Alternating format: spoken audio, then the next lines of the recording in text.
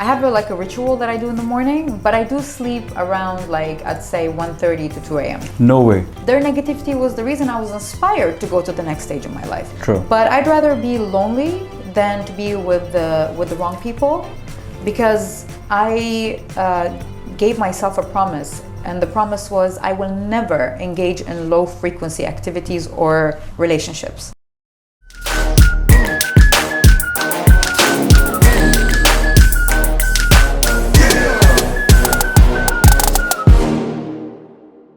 Hello and welcome to the Social Kandura podcast. We have a very special guest with us today who is not only one of the biggest business owners in the UAE, but also is representing the modern Arab woman in a lot of different spaces as well.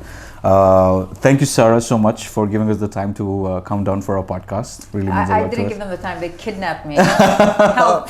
We just pull her from here and we just got her over there, yeah. Thank you so much for Thank you so much spending for that. And I was just reading so much about you, and I literally had to make list of the things that you've done. And we were talking off camera about this as well. How do you do it? Businesses, fashion, content creation, TV reality show. How do you find the time? How do you?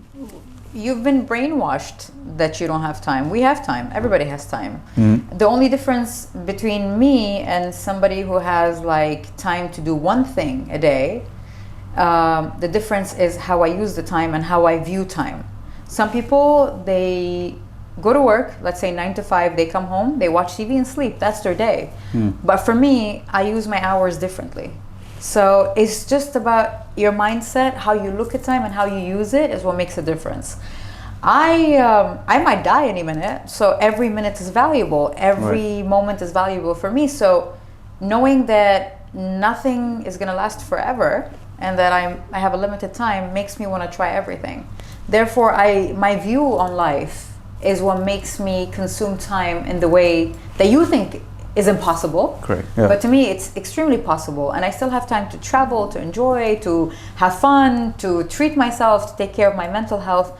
It's just that I am living and I'm not existing. That's a big difference. That's a very interesting way to put things like this. You're living for what you're doing, but not just existing. Yeah, I'm not existing. I'm not a robot. I'm enjoying. I'm living every moment. Right. And what time do you usually wake up in the morning? I wake up at 5:30 a.m. to prepare my kid to school. Now that he doesn't have school, he's off. I wake up at 7 every day. So are you part of the 5 a.m. club? Yeah, I mean, I like getting up early. I meditate, I go out in the sun a little bit, direct sunlight. So I have a ritual that I do in the morning, but I do sleep around like, I'd say 1:30 to 2 a.m. No way. Yeah. Because usually people who wake up at 5:30, they go to sleep at like 9, 10, something like that. I know. That's for me, for my body, that's enough hours of sleep, Right. Yeah. And then when you look at, other people that are trying to live up to their life, they're trying like 10 different things and they're doing 20 different things, and people are like, oh my God, they don't have time. Like when you told me that you do so many things, I was a bit surprised as well. I was like, how do you do it? So was this from the beginning that you were like this, or did you because you started very young, you started at 15? No, I had to train myself because we all had limitations based on what information was given to us, right? And the information that was given to us was you wake up, you eat breakfast, lunch, dinner, you sleep 8 hours, blah, blah, blah, blah, yada, yada, yada. So we've been basically conditioned. And for me to become this kind of person, and I only work 3 to 4 times, 4 days a week. I don't work more than that. The rest I'm enjoying my time, I'm having fun, I'm how do I say, I am restoring my creativity, I'm investing in my mental health. And the only way to go to that point and that kind of mindset is to erase everything I was told. Basically. So you're reinventing the wheel to live your life in a different way. It's just basically, and I say maturity is just erasing everything they told you about who you are, how you are, and who you should be, and just discovering everything on your own. Because then you would realize that breakfast was invented to sell cereal because a big company that owns cereal said, let's sell cereal. So everything is sold to us because we are consumers, and whatever we engage in makes money for a lot of industries. So I decided to disengage and just create my own culture, create my own thing. And it's not necessary for you to sleep 8 hours to feel good. Right. Some people would say, yeah, scientifically they say it's true. Some scientific database Evidence, says it's not yeah. true. Right. So whatever works for you, you create your balance, you create your lifestyle, and it's not based on the rules that were given to us. You know, that's it. And True. rewiring your mind, that's it. And you've also been, you know, amongst the other things, you've also been the pinnacle of representing a modern Arab woman. Because when we look at the modernization of, you know, how women, for example, in Saudi, now women are allowed to drive, a lot of changes are going on, and you've somewhere been the pinnacle of that. Yeah. What was your motivation factor to be like, you know what, women need to be represented, and if no one's going to do it, I'm going to take that step? See, the thing is, I'm not representing women, you know, because that's a heavy title, and therefore a lot of people will get offended. Some will like it, some won't. So I'm not representing any woman. I'm representing myself, you know? Right. And by representing myself, I hope I can inspire a lot of women. You are. To find out their Yeah. power, to find out that they can do whatever they want, and to reach out within to find the power they have within. And I feel like I decided to do that when I heard the word empowerment a lot. I hate that word. I do not like the word empowerment.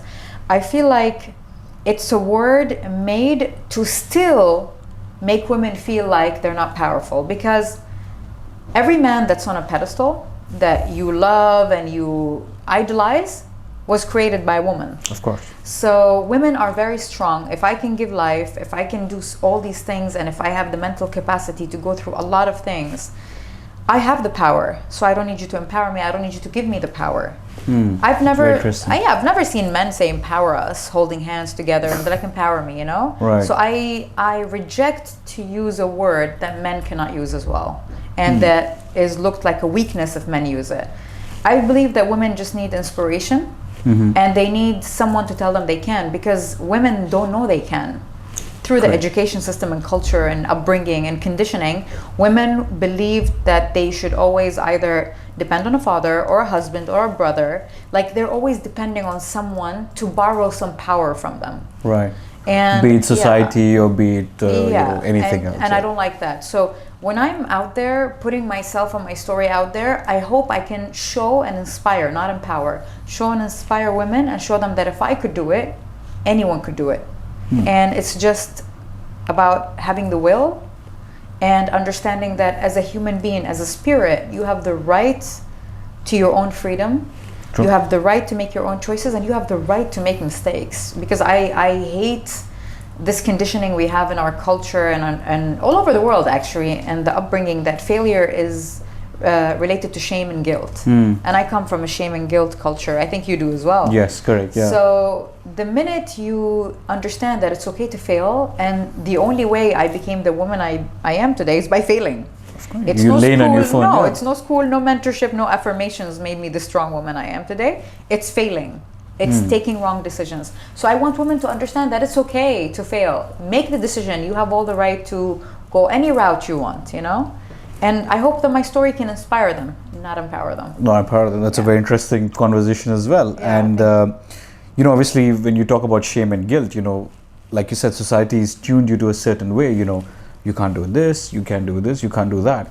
When you sort of tried to challenge that, you know, were you inspired by someone, or did you just say that, you know, for example, tattoos, for example, you know, restricted, prohibited, a lot of reasons behind it.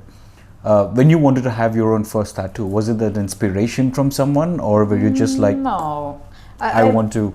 The thing is, if I am always gonna look at people and copy what they do, I become a byproduct as well of someone else's lifestyle, Sure. someone else's choices. When I decide to do something, I'm 100% convinced to do it. Now, I will not tell you that it was such an easy journey, breaking the mold and Yes. you know, breaking the culture stereotype, and it was not easy. Only in the beginning it was hard, but once you did it and you realize, oh my God, I feel so good. You feel more empowered. And I feel like I'm authentic. I feel like I can breathe. I don't have to pretend. I don't have to act. The minute you start feeling that, you realize that, oh my God, I was controlled by ideas and thoughts that just belittled me as a human being. You're right. And belittled my resources and just like cut me in half. You know, True. I'm a whole, but whatever these things did, they cut me in half. So in the beginning, it was very hard. I will not deny I was attacked. I'm still attacked by a lot of people. Yes. Yeah. But I also don't care, because these people that talk badly about me and don't like what I do, they don't pay my bills. They're not there for me when I'm down. They don't celebrate my highs or lows. True. So they just have a mouthpiece, and speaking is free. Anybody has an opinion. Everybody that has can an opinion. Talk in, yeah. Keyboard warriors. Yeah, if keyboard warriors, if speaking was charged and there was a price to everything you said, no one would speak. True. Yeah. You know, so I can say that I liberated myself from the expectation of society. That's a different way of looking at it. Because it doesn't make sense. Why should I live my life based on what you want? And why are you upset if I don't look or act the way you want? Does that make sense? You don't dictate my life. Yeah, you don't dictate my life. I want to live the way. It's like, why? Why are we living in these shadows? True. And so much potential, so much love, so much happiness, so much joy is in the grave because people couldn't be who they wanted to be. Yeah. And you know, I was listening to some more of your interviews and podcasts as well.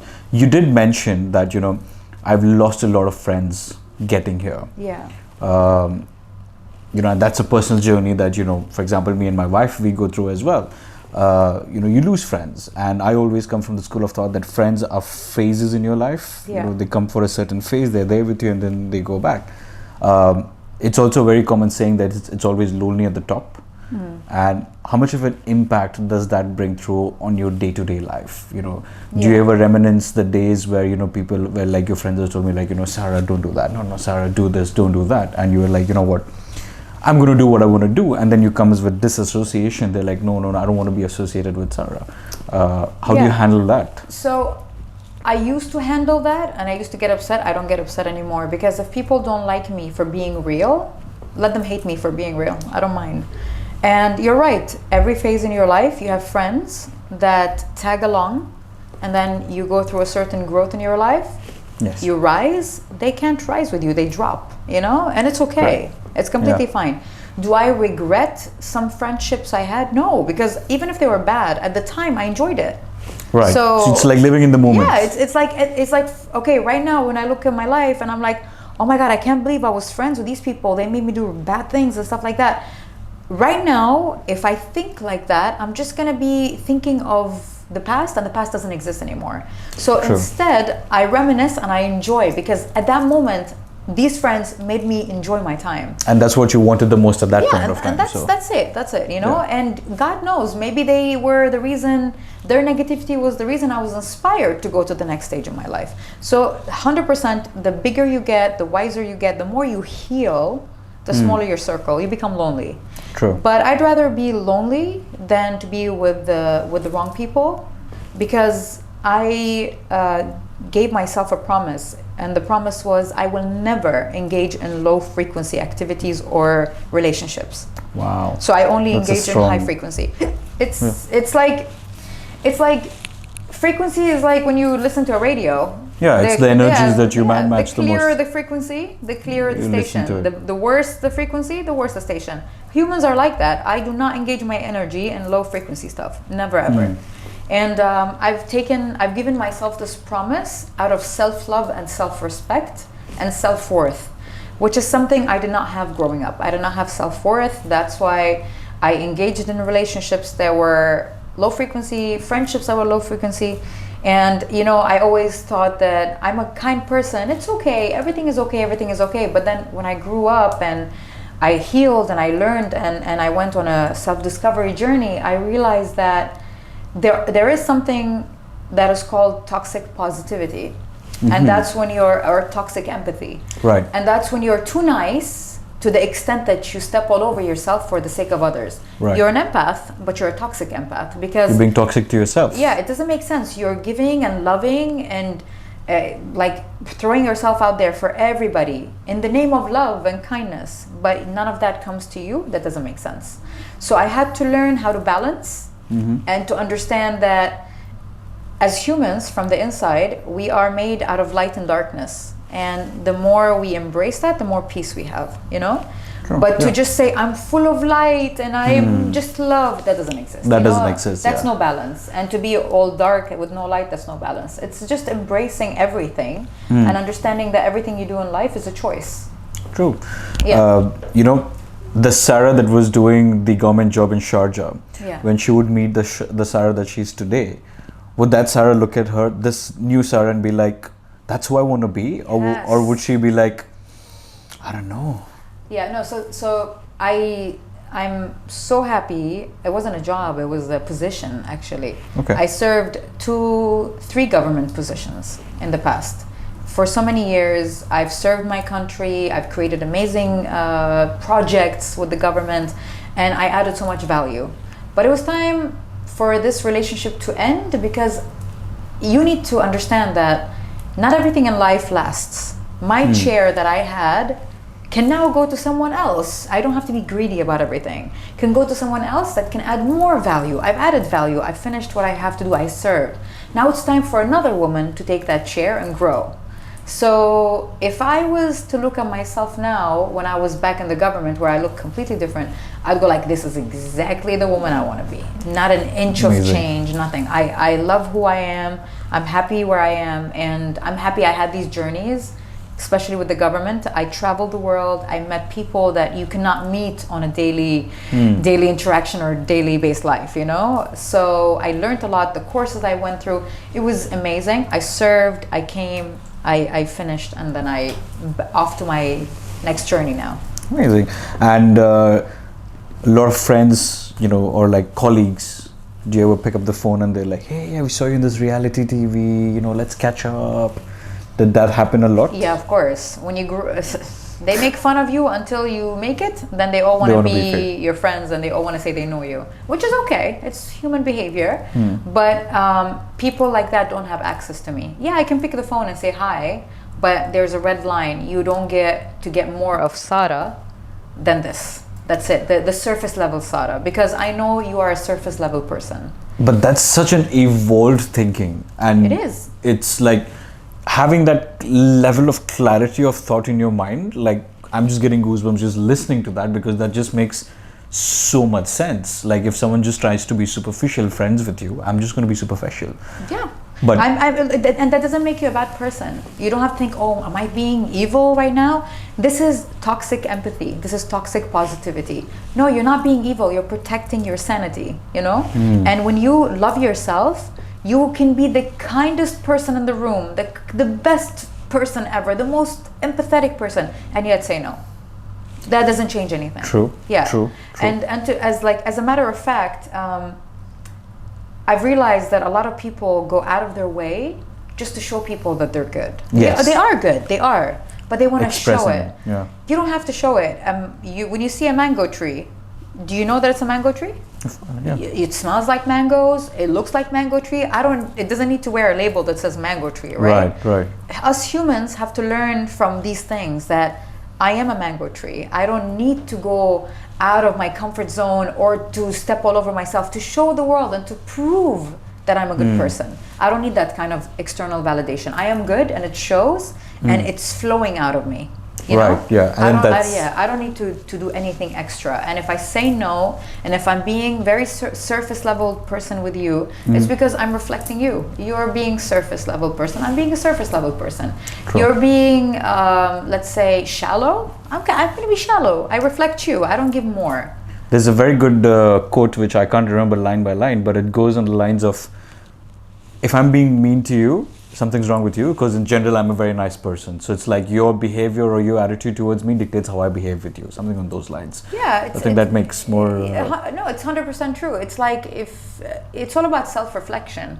If you feel like I'm being cold, ask yourself in which chapter of the story you made me cold. So people don't do that. They don't reflect on what they've done to make you become a certain version to them, and they always just like to blame. Yes. And these kind of people, it's not your job to fix them or help them. They will have their time to understand life and to snap out of it, but you just need to know your boundaries and to have solid boundaries. And to be honest, the ticket to freedom is having boundaries, because that's where people know they can't cross you.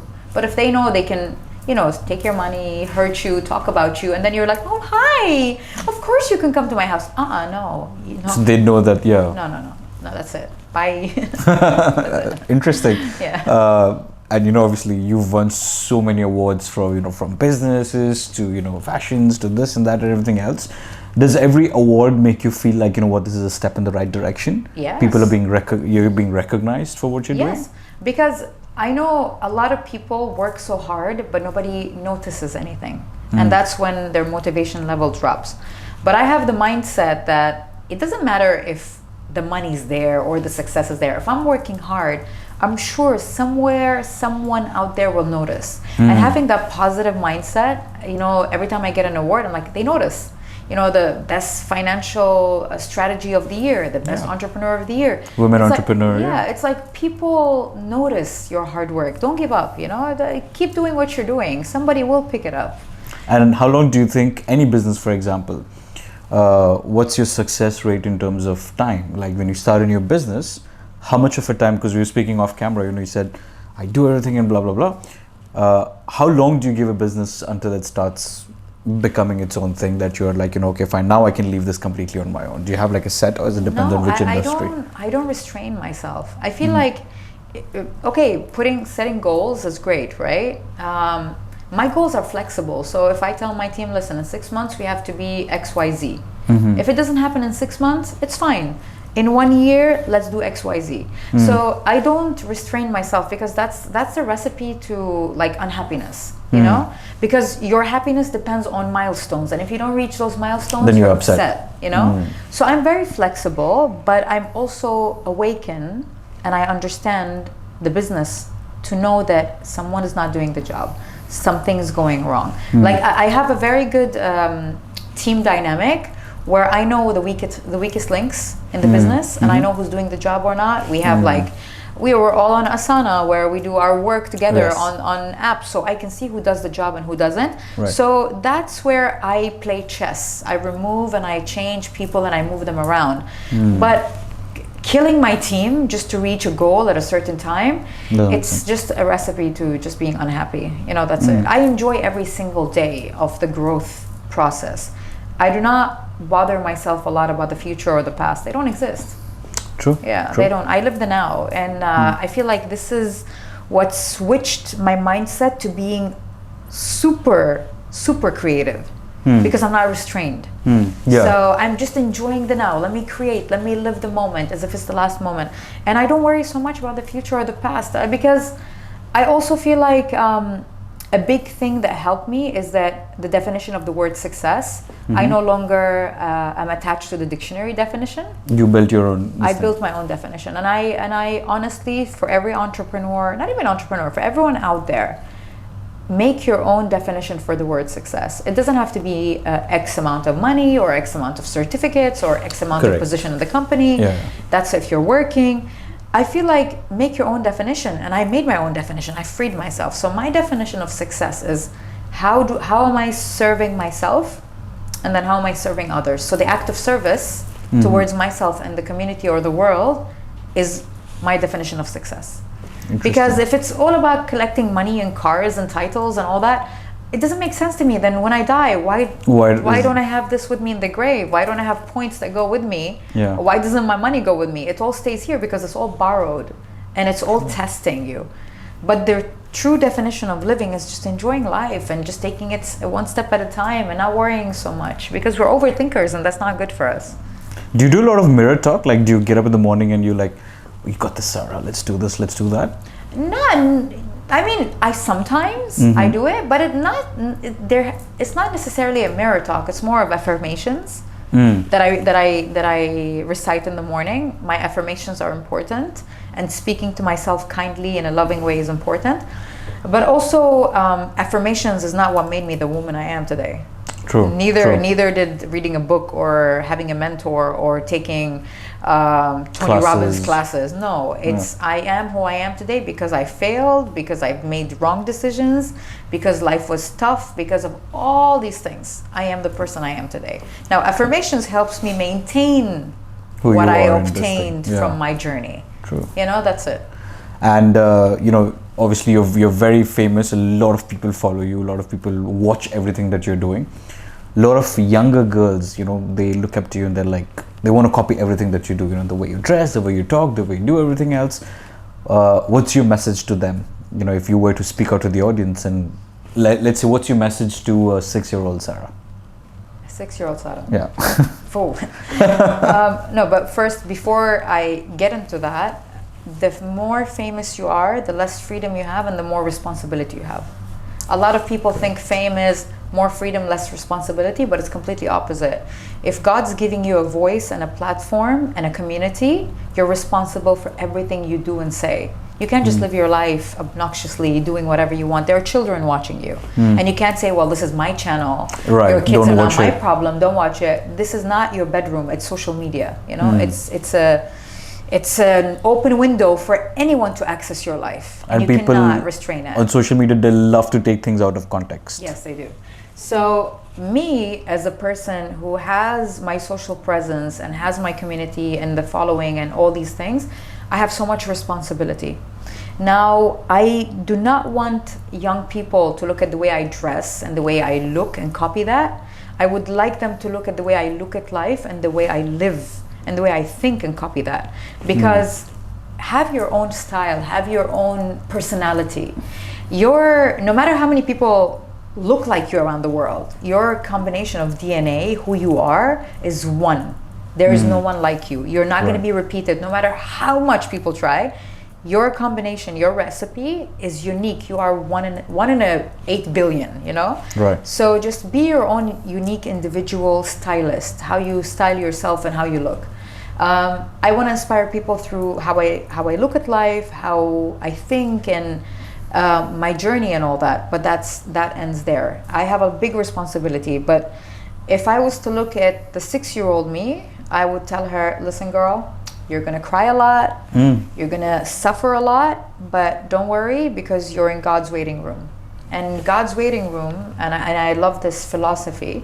It's like, do you have kids? Not yet. Not yet. If your daughter was 12 and she was a very good driver at the age of 12, would you hand her the car keys? No.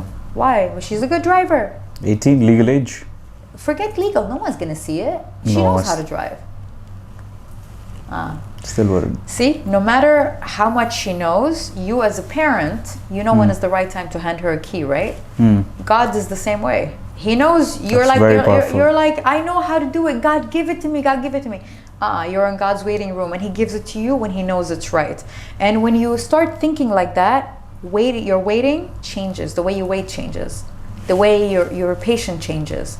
It's like, everything is going to come at the right time. Just because you think it's the right time, there's someone up there who knows it's not the right time yet. You still need to learn things. You still need to strengthen some muscles in your personality, and you still need to go through a lot of things. So looking back at the younger me, and even if you tell me right now, what if you could go and reset everything bad that happened in your life? And I went through a lot of downs in my life. I hit rock bottom so many times. If you were to tell me I would take you back and let's erase everything, I'll tell you no. Because that's your learnings. Yeah, that's how you learn. Then I wouldn't be the woman I am today. I wouldn't have my son. I wouldn't be here sitting with you. I don't want to change anything. Please don't go back and change anything. And I certainly don't want to go back in time. I love where I am today, and let it be.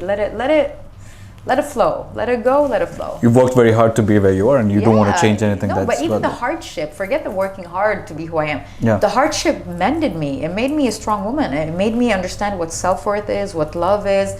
It was hard lessons. And I definitely remember when I was around probably teenager or early 20s, I was praying to God and I said, God, please make me strong. Please make me resilient. Please make me this. And it's not like God goes like, here is the magic dust. Yes, here's, now you're powerful, now you're resilient. Now you're powerful, now you're resilient. It doesn't work like that. God goes like, I love you, you're my child, but I have to take you through the alley, through the darkness, through all of these, bumpy roads that might not be the best and most pleasant, but that's where you're going to be resilient. You're going to become powerful. You're going to become who you are. So it's like, and I call it the art of surrender. In Arabic, it's called tawakkul in Islam. So art of surrender is to not only know that God has got my back. Everybody knows that. God's got but trust my back. the process. Yeah, but how many of you actually believe it and apply it? Like, I completely surrender. No matter what happens my way, what decision I take is good or bad, no matter what I go through, I always know that God has the wisdom and He knows exactly why this is happening. I might not know why now or tomorrow or in a few hours or a few years, maybe 10 years later. Down the line, you would look back and say, but this happened for a reason. So I'm completely surrendered to the will of God, and that I understand that God gave me a free will, and together we're powerful. My free will and God's will, together we're very powerful.